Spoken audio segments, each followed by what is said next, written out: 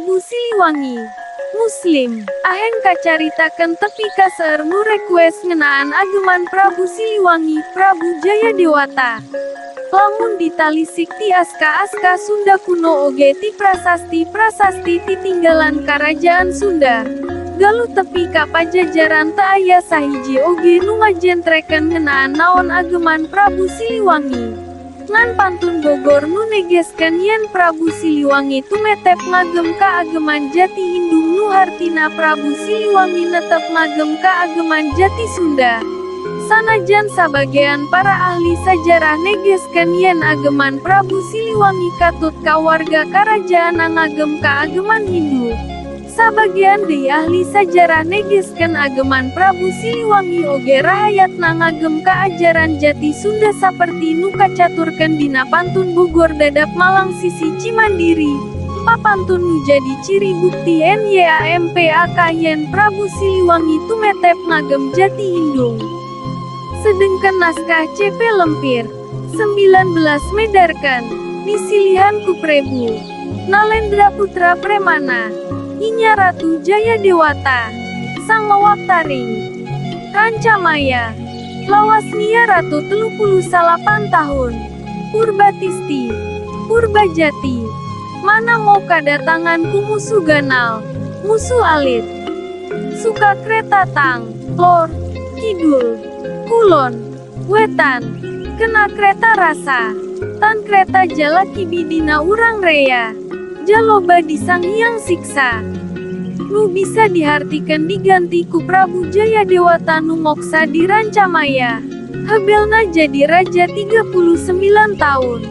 Nyekel pageh ka Purbatisti, Purbajati. Nu kamimitian kadatangan musuh nu teu jelas asal usulna. Musuh letik nu datang ti kaler, kidul, kulon, wetan. Jadi naon nu disebutkeun dina pantun Bogor aya kacocokan jeung naskah CP nyaeta Prabu Siliwangi tumetep ngagem ka ageman jati indung Purbajati.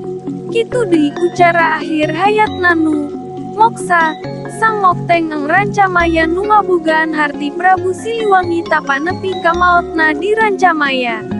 Kitu deui naskah siksa kanda engkaresian nu dikaluarkeun taun 1518 Masehi, 1440 Saka.